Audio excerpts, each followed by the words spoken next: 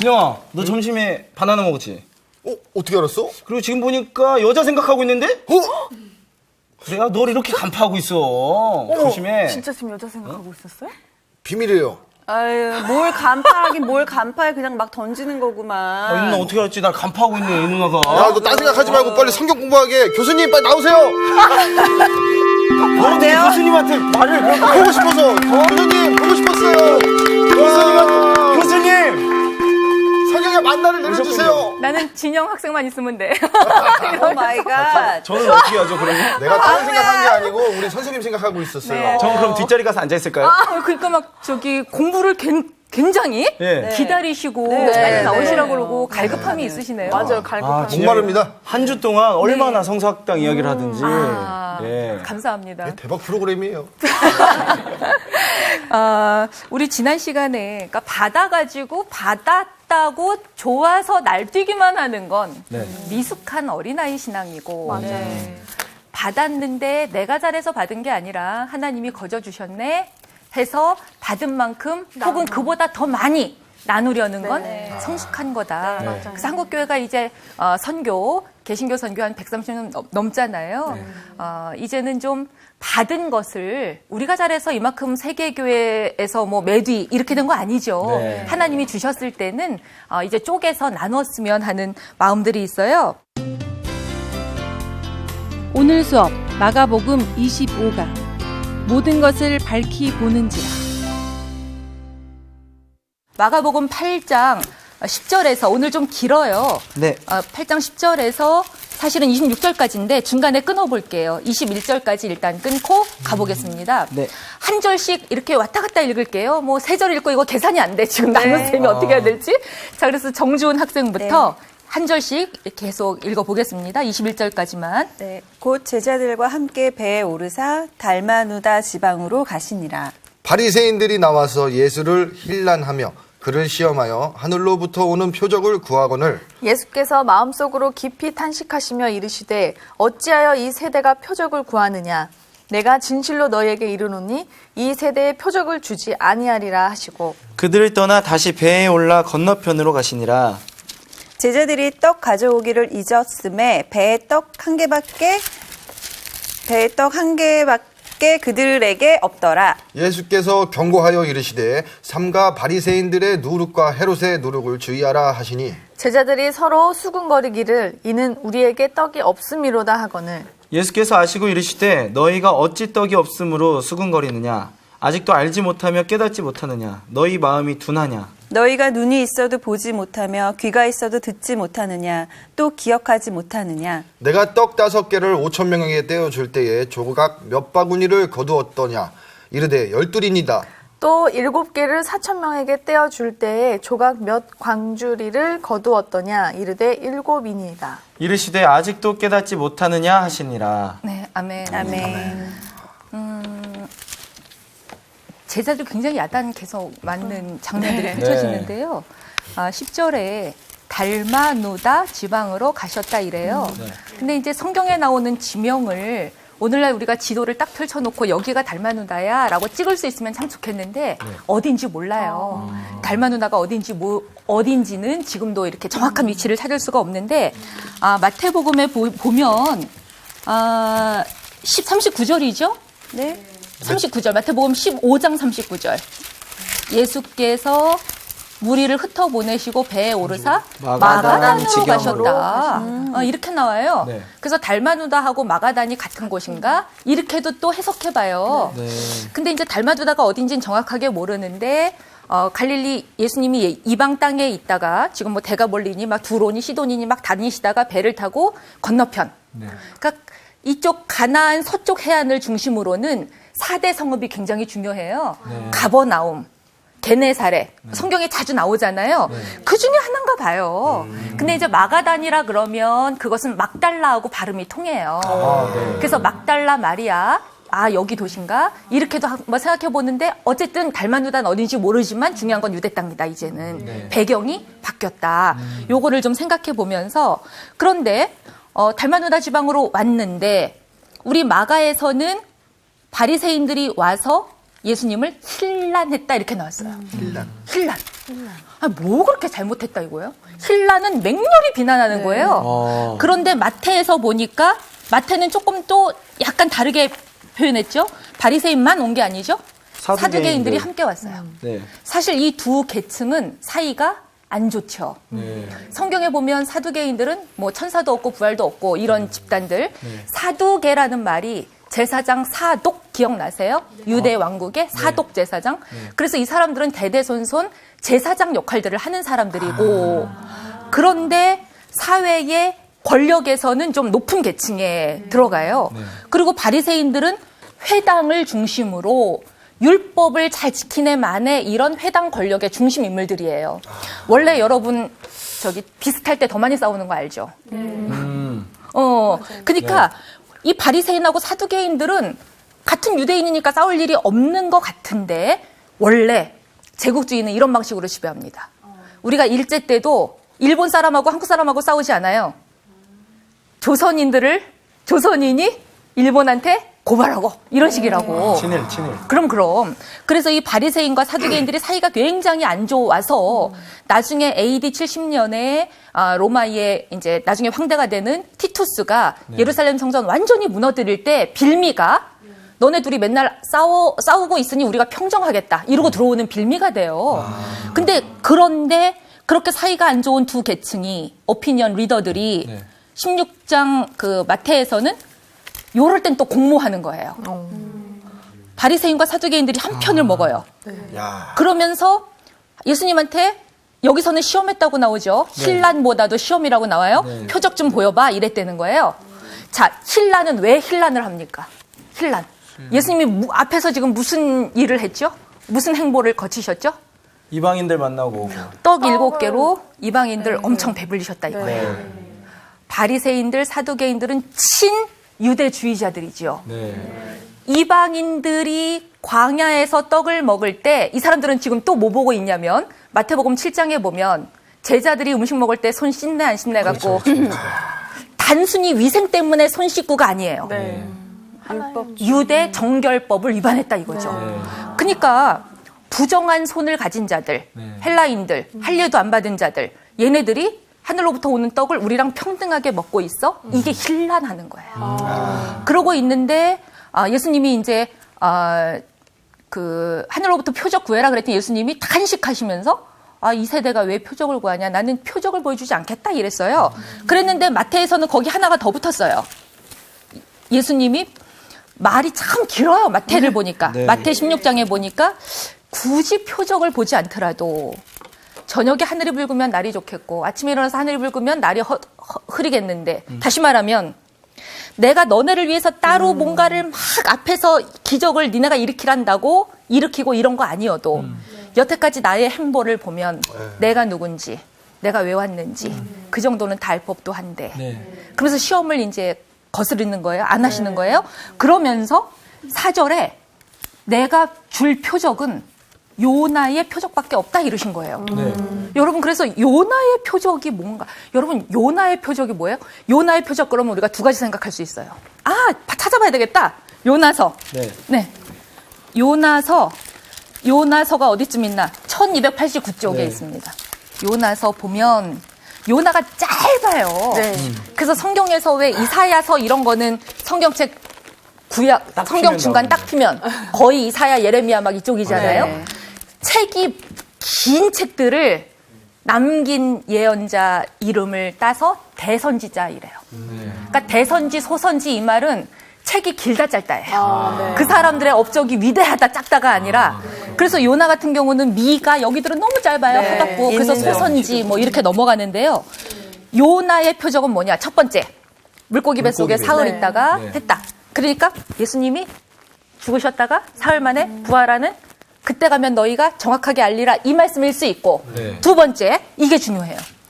요나서 4장 마지막에 보면 요나서 4장 1절이 요나가 매우 싫어하고 성내매 이렇게 시작했어요. 요나가 지금 뭐가 싫으냐면 왜 그렇게 물고기 뱃속에 있었냐면 니느웨에 가서 구원을 좀 전파해봐라 하고 요나한테 내린 거예요. 이방 사람들에게 전하는 게 싫은 이방 사람. 니느웨는 우리로 치면 우리가 일제 식민지다. 근데 갑자기 예언자라는 사람한테 하나님의 메시지가 내리더니 너 동경 가가지고 일본 사람들한테 복음 좀 전파해봐라고 하는 거예요. 아, 진짜 위험한 건데. 위험하죠. 위험할 뿐만 아니라 기분도 나쁘죠. 아, 왜 우리만 복 주지 쟤네들한테도 구원을 주면 어떡해?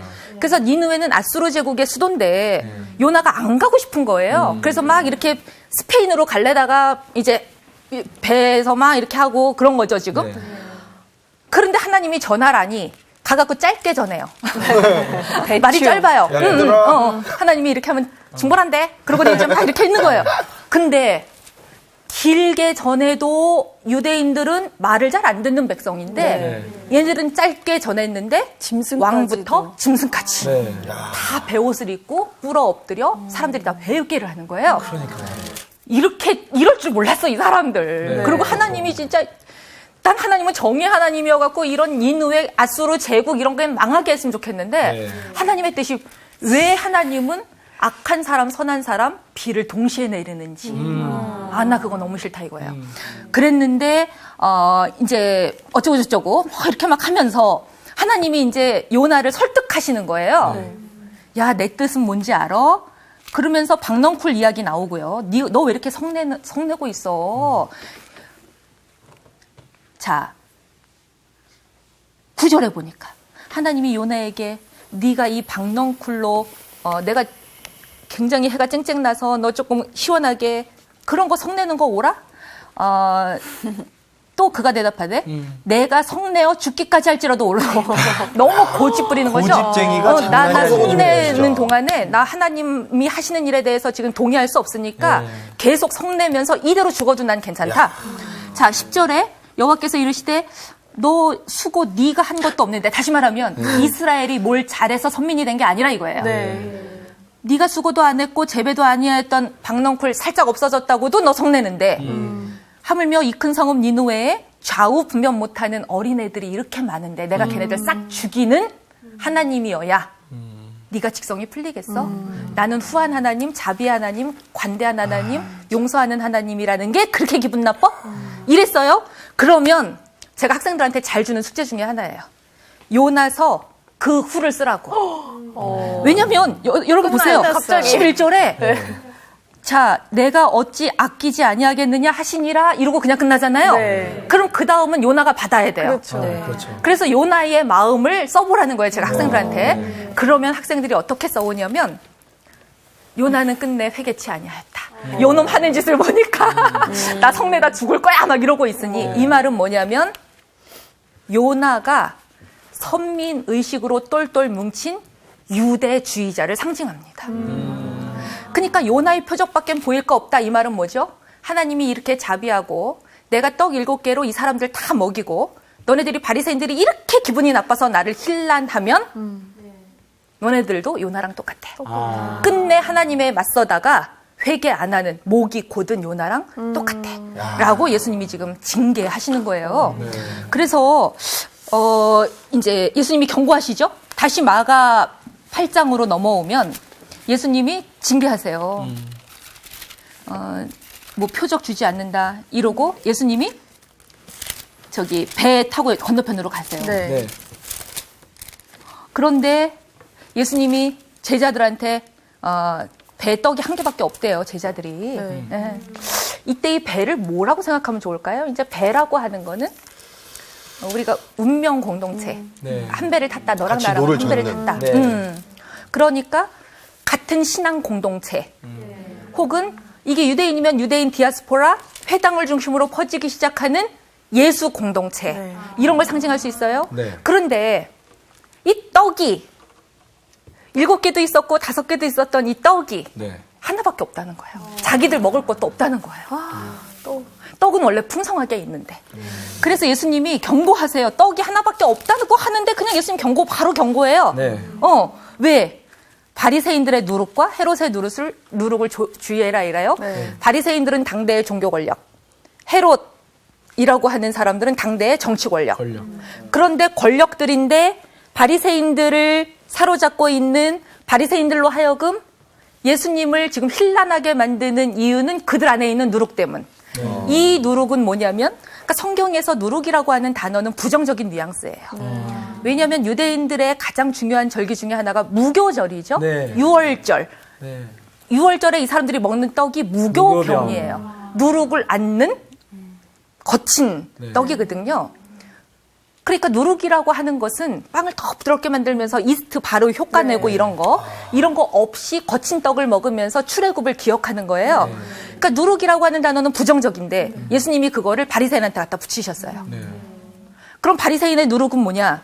우리 안에 들어와서 종교적으로 율법주의적으로 근본주의적으로 나만 의롭고 저 사람은 아니고 저 사람들한테 복음이 전달되는 건 안 되고 하고 하는 우리 안에 있는, 제가 그래서 그거를 지난번에 범주적 폭력이라는 단어를 썼었어요. 네. 요 카테고리 안에 들어오면은 괜찮고 요 범주를 딱 선정해서 요것만 근본적으로 옳다라고 하면서, 이게 근본주의가요. 기독교 근본주의가 이슬람에서는 원리주의랑 같은 말이에요. 원리주의자들 딱 무섭잖아요. 네. 자기네 신념 안에 안 들어오는 사람들하고는 다 전쟁을 해버려야 돼요. 예수님이 그거 주의하라 그러세요. 그 다음에 헤롯의 누룩이라는 건 뭔가요? 당대의 헤롯은 좋은 통치자가 아니죠. 우리 지난주에 진영 학생이 이 시대의 위정자들, 정치가들이 좀 불만스럽습니다. 굉장히 좋은 지적이에요. 이 시대의 헤롯이라고 하는 임금은 유대인들을 위한 임금이 아니라 유대인들한테서 쫙싹싹 긁어가지고 로마에 갖다 붙이고 그래갖고 자기 권력을 이렇게 기반으로 삼고 기득권 유지하려고 그러고. 이 두 집단의 공통점은 유대 백성들을 하나님의 자녀로 진리 안에서 자유케 하는 게 아니라 가두고 억압하고 옥죄고 통제하고 관리하는 그런 기능들을 하고 있어요. 그래서 이제 주의하라 그러셨어요. 그런 짓 하지 말아라 이거예요. 그랬더니 제자들이 쑥은거려요. 우리에게 떡이 없기 때문에 그런다 이래요.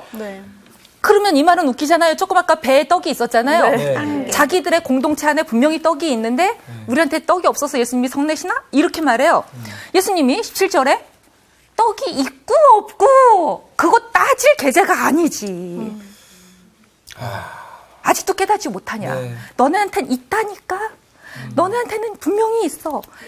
원래 아무것도 못 나눌 사람은 하나도 없어. 하물며 온 우주 역사에서 선민으로 선택하셔서 잘 훈련시킨 너희들 유대인들이 이방인들, 내가 이제 이 세상에 와서 메시아로 와서 하나님의 율법을 더 완전하게 해서 복음으로, 복된 소식으로 온 천하에 이것이 전파되어야 한다고 그 말을 믿고 따르고 있는 너희들조차 우리한테는 떡이 없다. 같이 나눌 건 하나도 없다. 이렇게 말하는 건 부당하지. 예수님 지금 너희 마음이 둔하다. 너네 지금 죽어있다 이거예요. 그 떡이 아닌데. 그 떡이 아니에요. 그러니까 그래서 이게 참 저희 모습 같아요. 그렇죠. 보면서 계속 이제 한숨 쉬고 막 이러고 있긴 한데 이게 그러니까 우리가 이제 정치적인 거를 생각해 보면 사실 기독교가 요 초월의 지평을 잃어버리면 기독교 신앙이 변질되는데요. 기독교가 말하는 초월이라고 하는 거는 초월 신앙이다. 하나님은 초월적인 신분이다. 이 말은 불교처럼 초연해라 이 말이 아니에요. 우린 자꾸만 초연하려 그래요. 초연하다는 건 이 세상 정치가 어떻게 가든 아프리카에서 어떤 아이들이 굶어 죽든 내 신앙하고는 상관없어라고 뚝 떨어져 있는 거예요. 소승불교 같이 그냥 명상하고 돛 닦고 참선하고 그거 아니에요. 불교도 이거 안 하려고 참여불교니 대승불교니 해요. 기독교는 뭐냐? 초월이라는 말은 여러분 떡을 나누는 일을 유물론으로 생각해 보세요. 유물주의. 너 하나 나 하나. 모든 인민은 똑같이. 그 사람들은 그렇게 생각했어요. 떡을 나누는 일은 물질로 하는 게 아니라고, 마음으로 하는 거라고 예수님이 가르치셨는데 이 사람들은 오로지 유물이란 말이 오로지 물질만 본다는 거죠. 이 유물론은 인류 역사적 실험에서 89년에 소비에트 공화국이 무너지면서 실패로 끝났어요. 마음을 안 본 거죠. 그러니까 예수님은 자꾸 이 마음을 강조하세요. 초월이라고 하는 건 하나님은 이 세상에서 만든 어떤 것으로도 자본주의, 유물주의 이런 모든 것에 포섭되는 분이 아니에요. 이 세상에서 우리가 이런 삶의 형편대로 살아가지만 역사의 특정한 시점에 그건 하나님이 직접 만드신 게 아니에요. 하나님이 직접 만드신 건 뭐냐? 예수가 가르친 그거예요. 하나님 나라. 그러면 하나님 나라라고 하는 것에 비추어 이 세상의 어떤 질서든지 비판할 수 있어야 돼요. 네. 비판적 거리두기. 네. 그래서 원래 그 미국에서도 프랑스 어떤 유명한 분이 청교도 신앙으로 똘똘 뭉친 신대륙 아메리카에 와서 보니까 이 사람들은 이상한 삶을 살고 있어요. 민주주의를 실험하는데 그 민주주의의 좋은 실험장이 이 사람 정확한 표현에 의하면 정부 안에 작은 정부, 나라 안에 또 다른 나라 이렇게 표현하셨어요. 교회 공동체를. 여기서는 남북전쟁 뭐 이렇게 하고 노예 더 이상 안 하고 링컨 대통령이 그거 하고 있고 막 이런 실험들을 하거든요. 네. 민주주의를 실험하고 있거든요. 네. 저 사람의 의견을 존중하려면 나의 의견도 존중받아야 되고 그러면 서로가 서로에게 우리는 패치워크 소사이어티니까 모자이크한 것처럼 어떤 인종들이 들어와도 존중하고 이런 것들을 막 실험하고 있어요. 네. 그러고 있으니까 이 사람이 얘네들은 큰 정부 안에 또 다른 작은 정부, 큰 나라 안에 또 다른 작은 나라 이 표현을 쓰셨어요.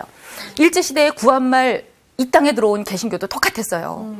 유교 질서라는 게 분명히 있는데 조선사회에 이 사람들은 그 나라 무시하고 그 나라 안에 다른 나라를 실험해봐요.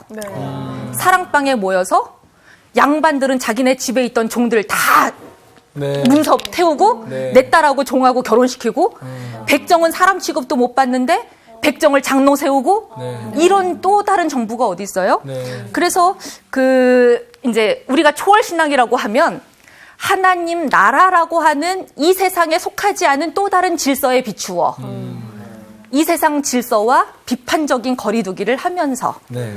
하나님 뜻에 맞지 않을 때는 과감히 비판도 하고 요게 초월 신앙이에요. 그래서 기독교는 우리 영혼만 얼른 대충 살다가 역사 현실하고 상관없이 그냥 내세에 가고 이건 기독교가 아니에요.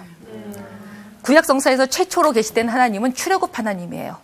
이집트 제국하고 맞짱 뜨는 하나님의 정치를 실험하고 계세요. 그러니까 지금 제자들이 떡이 있네 없네? 우리만 먹겠네? 이런 것들은 지금 유물론적인 자세예요. 네. 예수님이 마음을 또 얘기하시잖아요. 네. 너네 마음이 둔하냐? 왜 이렇게 마음? 니네 마음 안에 떡은 주신 건 굉장히 우리 안에 많습니다. 네. 우리는 나눌 게 너무너무 많습니다. 네. 라고 하면서 감사히 여기고 쪼개고 나누면 너희들도 계속해서 급식 이적을 베풀면서 살아갈 수 있는데 너희들은 분명히 배 하나 있는 거 내가 아는데도 없다 그러고 잊어버렸다 그러고 그래서 예수님이 굉장히 기분이 나쁘셨어요. 우리 지난주에 그 얘기 못했어요. 그러면 5개 먹고 떡이 5개 먹고 5개가 있는데 5,000명이 먹고 12강주리가 남았다. 네. 물고기는 2마리가 있었다. 물고기 2마리는 아마도 그 물고기 익투스 그림 기독교인들 붙여갖고 다니는 거 네. 그거를 분석하면 주는 그리스도시고 하나님의 아들이다. 그리스도 하나님의 아들. 예수를 가리키는 2가지 표시인 것 같다. 고백인 것 같다. 그래서 2마리 생각해봤었어요. 그런데 물고기 7개 가지고 4,000명이 먹었는데 7강주리가 남았어요. 더 적은 것으로 더 많이 먹고 많이 남았어요. 더 많이 남았어요. 네. 더 많았는데 출발은 더 많았는데 조금 상대적으로 더 적고 네. 더 적게 남았어요.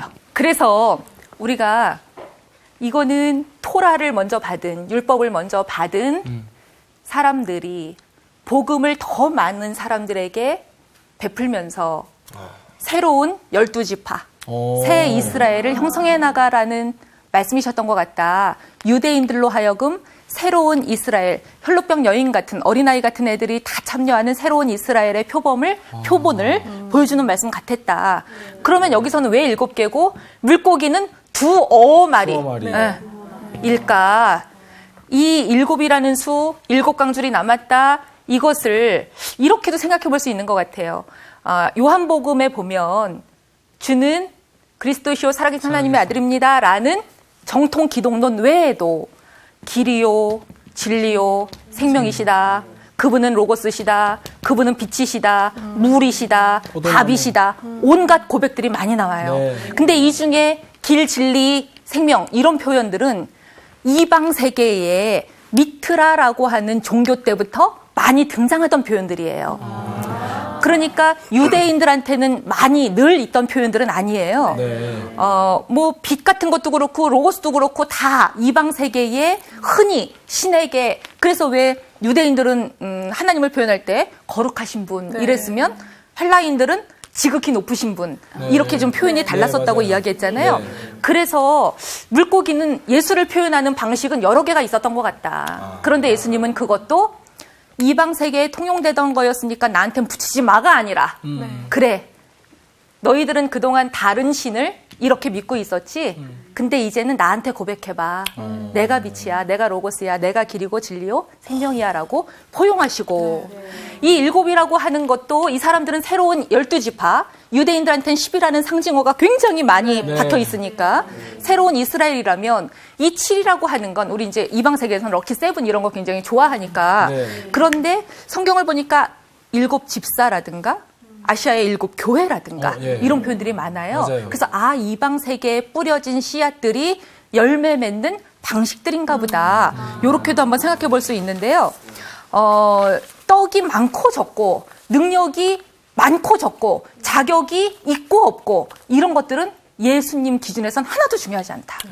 여러분 그 일이라는 것도 교회에서도 왜 직분 세울 때 혹은 학교에서도 강의실에서 그 수업 반장 세울 때 맨날 A 뿌리던 애 좋은 부모 밑에서 자라고 학점 높고 성적 좋고 얘네들 세워서 잘하는 경우도 있지만 자기는 받을만 하지 않은데 맨날 C 맞고 D 맞고 학교 잘 안 나오고 이런 녀석인데 걔를 딱 반장을 세웠더니 더 섬기는 애들도 있어요. 네, 맞아요. 그래서 이 이제 성령이 어떤 방식으로 개입하는가 이것은 더 적을수록 내 능력이 모자랄수록 훨씬 더 많이 능력을 베푸는 거 아닌가 이런 생각이 드는데 요렇게로 이제 이야기들이 쭉쭉쭉 너네 아직도 이렇게 내가 떡 5개로 뭐 12 뭐 7개로 7 너네들 아직도 깨닫지 못하냐 너네는 마음이 굳었다 너네는 마음이 포로시스다 마음이 죽어 있는 거다 이제 예수님 한참 야단치시고 장면이 바뀌어요. 그러고는 벳세다의 이름에 하고 나옵니다. 우리 요 이야기 좀 보려고 그래요. 자 22절부터 26절까지 우리 정규 씨부터 한 절씩 읽겠습니다. 벳세다의 이름에 사람들이 맹인 한 사람을 데리고 예수께 나와 손 대시기를 구하거늘 예수께서 맹인의 손을 붙드시고 마을 밖으로 데리고 나가사 눈에 침을 뱉으시며 그에게 안수하시고 무엇이 보이느냐 물으시니 쳐다보며 이르되 사람들이 보이나이다. 나무 같은 것들이 걸어가는 것을 보나이다 하거늘 이에 그 눈에 다시 안수하심에 그가 주목하여 보더니 나아서 모든 것을 밝히 보는지라. 같이 읽죠. 예수께서 그 사람을 집으로 보내시며 이르시되 마을에는 들어가지 말라 하시니라. 네, 요 벳세다 맹인 이야기는 어떤 이야기랑 연상이 돼야 되냐면 에바다 이야기. 우리 지난번에 에바다 찬양 부를 때 그 작사가가 원래는 에바다라는 장면은 귀가 열리고 입이 풀리는 이야기여야 되는데 이분은 내 눈을 띄었네 이렇게 했다 그랬어요. 그것도 괜찮아요. 근데 이게 마가의 독특한 문학 장치죠. 이것도 하나의 샌드위치예요. 그러니까 벳세다 맹인 이야기, 에바다 이야기가 사실은 같은 비슷한 내용인데 지루하지 말라고 중간에 다른 이야기들을 좀 끼워넣은 다음에 이렇게 아주 그 큰 샌드위치로 만들어서 우리한테 소개해주고 있어요. 근데 이제 그 에바다 이야기 때 그 귀가 안 열린 부분들을 우리가 어떻게 해석을 했냐면 그냥 육체적 장애로만 생각하면 청각 장애인 하나 고쳐줬나? 이렇게 넘어가지 말고 그 이야기를 내 이야기로 가져와서 나도 정말 듣고 살아야 되는데 너무 안 듣고 사는구나. 진리의 소리는 내 안에 그게 양심이든 뭐든 진영아 이렇게 살아 라는 소리가 분명히 올라오는데 그렇게 해야 되는 거 알면서도 우리가 안 들어요. 그러니까 여러분 저 사람은 귀를 닫고 살아 라고 표현하면 어떤 사람을 그렇게 말하죠? 고집세고 고집불통. 마음의 문이 닫혀 있고 그러니까 예수님이 지금 이런 맥락들을 보니까 바리새인들이 딱 그런 것 같아. 귀를 닫고 살아. 그 다음에 요 바로 앞장면을 보면 예수님 제자들이 이놈의 귀를 닫고 살아. 이전느냐 내가 그렇게 얘기해도 모르느냐 계속 그래요. 귀를 닫고 사는 사람들은 믿음이라는 구실로 사실은 자기의 고집과 소신을 밀어붙이는 사람. 그래서 예수님이 그거는 참 믿음이 아니지라고 징계하세요. 그러면 오늘 이 이야기를 읽을 때 우리가 질문해야 될 거는 뭐냐면 눈을 보아야 할 것을 제대로 못 보고 사는 사람들. 네. 눈을 닫고 산다는 건 뭘까? 여러분 그거 너무 재밌어요. 사람이 죽으면 눈을 감긴다? 그렇죠. 그러니까 눈을 감다 그러면 죽은 거다? 네. 신앙생활도 보아야 할 것을 안 보면 네. 우리 죽은 신앙이에요. 우리 요 그림 하나 재밌게 볼게요. 요거는 빈센트 반 고흐가 그린. 제가 정말 좋아하는 선생님이에요. 네. 나도 그래서 좋아하는데. 정말 좋아하는 선생님. 렘브란트보다 한 200년 뒤에 이렇게 똑같은 네덜란드 화가인데 네. 이분이 소위 성화를 많이 안 그렸어요. 그러니까 물론 풍경화를 그리더라도 그분의 그 기호에서는 네. 파란색과 노란색을 많이 쓸 때는 다 하나님의 임재하심이에요. 노란색인데. 예. 그런데 딱 이거 성경에 나오는 주제를 내가 그려. 렘브란트는 다 그렇게 그리잖아요. 네. 성경에 나오는 장면들을. 네. 근데 고흐는 몇 개 안 그렸어요. 그런데 말년에 요거 하나는 그린 거예요. 선한 사마리아는 꼭 그렸는데 여러분 이 그림이 얼마나 위트 있나 보세요. 고흐가 왜 전도사나 그걸 알 수 있어요. 여리고에서 예루살렘으로 내려가는 길에 그 예루살렘이 어떻게 돼 있어? 혹시 성지순례 가보신 분들 있나 모르겠어요? 예루살렘의 그 지대가 어떻죠? 예루살렘이 고지대래요. 예루살렘이 해발 800m. 여리고는 해저 250m. 그러니까 원래는 직선으로 이렇게 하면 뭐 35km밖에 안 되는데 고도는 1000m가 넘어요. 근데 이 그림을 보면 완전히 계곡으로 네. 고흐가 굉장히 잘 그렸죠. 그러니까 이분은 우리는 성경을 그냥 읽는데 이분은 공부한 거예요. 제법 잘 그렸는데 너무 재밌는 게 우리는 중간만 보잖아요. 지금 여기서 사마리아 사람이 말에서 내리고 하는 거 봤어요. 근데 요 사람 보이세요? 네. 아, 사람이 있었구나. 한치 멀어져 가네. 네. 이분 손에 성경책 든 거 보이세요? 어떡해. 성경책까지 들고 있어. 성경에는 안 나오죠. 누가복음에는 그 장면 안 나와요. 성경책 읽고 가다가 너무 심취한 나머지 저 사람 못 봤다 이런 거 안 나와요. 단 고흐가 해석한 거예요. 그렇죠. 성경을 열심히 읽고 성경에 대한 정보가 많고 누르면 성경 지식이 잘잘 흘러나오는데 너는 눈 감고 산다 이거예요. 이게 진짜. 봐야 할 것을 보지 못하고. 아니 제가 야. 영화 왕의 남자 보는데 거기 맹인놀이 하는 장면들 있잖아요. 네. 마지막에 그 가무성 씨하고 주인공 준기. 이준기 선배. 예. 이준기 선배. 이준기. 줄 위에 있을 때는 인간 대접 받았는데 줄 아래로만 내려오면 광대라고 권력에 의해서 유린당하고 근데 둘이 항상 너무 행복하게 있는 장면은 맹인놀이 하는 장면이에요. 네. 나 여기 있고 너 거기 있지 너 거기 있고 나 여기 있냐 막 이러면서 맞아요. 막 맹인놀이 해요. 우리가 줄 아래로 내려와서 봐야 할 것을 보지 못하고 네. 내가 너 좋아하는데 사랑하는데 네가 내 마음 봐주지 않고 이제 이런 것들을 다 함축하고 있어요. 근데 여러분 더 재미있는 거는요. 여기 한 사람 더 있다. 그러네요. 처음으로 한 사람 더 있어요. 여기. 네. 숨은 그림 찾기 같아. 숨그림 찾기 같아. 그러니까 사실은 고흐는 이 그림을 그리면서 우리는 이 두 인물에만 초점을 맞추지만 사실은 이 사람들도 봐줘야 되는데 먼저 지나간 제사장, 두 번째 지나간 레위인, 반쯤 죽어 있는 채로 있는 걸 보았다. 피하여 지나갔다. 봤는데 제대로 본 거 아니죠? 안 본 척하고 있는 거죠? 그러면서 자기를 정당화하는 방식이 뭐예요? 나는 믿음이 너무 좋기 때문에. 제사장과 레위인 정도 되면 유대 율법을 딱 지켜야 되기 때문에 피 흘리는 사람, 시신일지도 모르는 사람, 내가 만지면 부정타. 난 지금 하나님의 거룩한 일을 하러 가야 돼. 그러니 내가 부정탄 채로 가면 나는 정결법을 위반하는 거야. 라고 책으로 정당화하고 있어요. 근데 고흐가 볼 때는 참신앙은 눈으로 봤어요. 네. 그러면 다가가요. 그리고 돌봐줘요. 이게 참으로 보는 거예요. 보아야 할 것을 제대로 못 보게 하는 것들은 우리 안에서 여러 가지로 정당화가 돼요. 이것이 신앙이다라고. 근데 고흐는 그거를 딱딱딱 지적하면서 그건 죽은 신앙. 앞으로 살아있는 신앙이라고 하는 건 보아야 할 것을 제대로 보는 건데 그러기 위한 첫 단계가 필요해요. 여러분 이 장면 너무 재밌어요. 벳세다에 이르는데 사람들이 맹인 한 사람을 데리고 왔어요. 네. 다시 말하면 맹인은 본인이 눈이 멀어 있다는 것도 몰라요. 수동적이에요. 우리 다 그래. 본인들이 우리가 눈이 먼 채로 살고 있다는 거 아무도 몰라요. 사람들이 답답하니까 얘 데리고 왔어요. 주님 얘 좀 눈 좀 뜨게 해주세요. 그리고 사람들이 그냥 손만 대달라 그랬어요.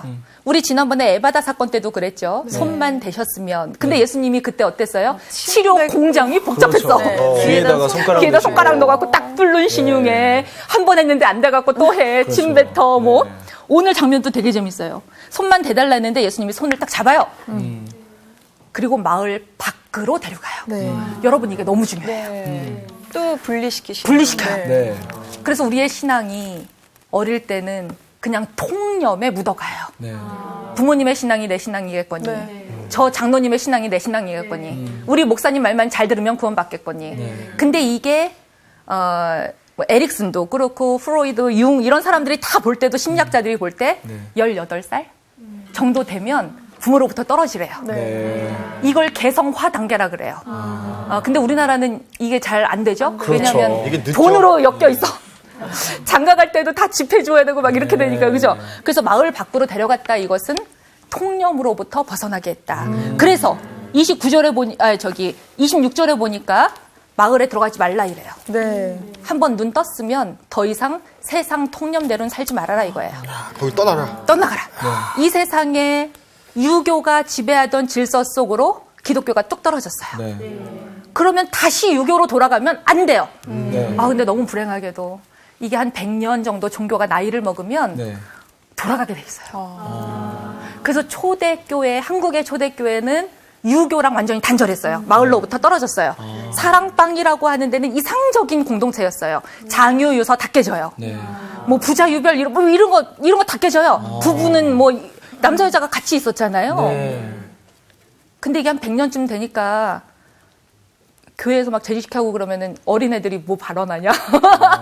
이렇게 되고 그러면 여자들이 어디 강대상 위에 올라가냐. 막 이렇게 되면 다시 돌아가는 거예요. 근데 예수님의 치유 원리는 통념으로부터 벗어났으면 돌아가지 말라 하는 겁니다. 자, 그래서 이 사람, 예수님이 이때도 또 침을 뱉는 게 나오네요. 너 그런 상태로 살면 안 되라고 야단치시는 거예요. 그죠? 침 뱉는다 이 말은 좀 욕하는 거라 그랬어요. 꾸중하셨어요. 그리고 안수하시고 무엇이 보이느냐 이렇게 된 거예요. 아까 여러분들이 네가 날 간파한다 막 이러셨잖아요. 그 너무 재밌는 얘기인 거예요. 여기에 지금 있잖아요. 무엇이 보이느냐 물었는데 24절에 쳐다본다. 그 다음에 보긴 봐요. 쳐다본다. 그 다음에 25절에 주목해본다. 그 다음에 25절 끝에 밝히 본다. 다 보기는 보는 건데 단어가 달리 쓰여 있어요. 점층법인가요? 약간 점점점 그렇죠. 나아지는. 그렇죠. 역시 우수생이야. 그러니까 우리가 예수님을 나는 그냥 쳐다보는 단계인지 아니면 주목해보는 단계인지 아니면 밝혀보는 단계인지 이거에 따라 나도 눈뜬 자인지 이게 보이는 거거든요. 요 헬라어 동사가 달리 쓰이고 있는 이 부분과 어떻게 하면 밝혀볼 수 있는지는 다음 시간에 이어지겠습니다. 감사합니다. 저 지금 마지막인데. 선생님. 이게 안 되는데. 다음 주에 또 오세요. 이게 머리가 진짜 띵하네요. 이게 말씀 들으면서 제 입장하고 계속 이렇게 대입시켜보고 이렇게 하는데 하나님을 쳐다보고 계세요? 아니면은 주목하고 있어요? 아니면 밝히 보고 있어요? 마음은 밝히 보고 싶죠. 그래 그냥 마음은 저는 쳐다도 요새 안 보는 거지. 쳐다보고 싶을 때만 보는 것 같아. 어떨 때는 필요할 때만. 이게 변하는 것 같아요. 하나님이 나를 바라봐 주시길 바라는 걸로. 내가 바라봐야 돼. 이번 주 퀴즈입니다. 이스라엘 자손은 애굽에 거한 지 몇 년 만에 애굽을 탈출했나요? 1번 400년, 2번 430년, 3번 450년, 4번 500년. 정답을 아시는 분은 CBS 성서학당 홈페이지에 정답을 올려주시거나 우편으로 보내주시면 됩니다. 보내실 곳은 서울특별시 양천구 목동 서로 159의 1번지 CBS 성서학당 담당자 앞입니다. 연락처를 꼭 남겨주세요. 선정되신 분들에게는 대한성서공회에서 성경, 송태근 선생님의 쾌도남마 요한계시록, 쾌도남마 사도행전, 김기석 선생님의 시편 설교 모음 행복하십니까? 아니요, 감사합니다. 신우인 선생님의 이사여서 강의 예수님의 지문이 찍힌 책 가운데 하나를 드립니다.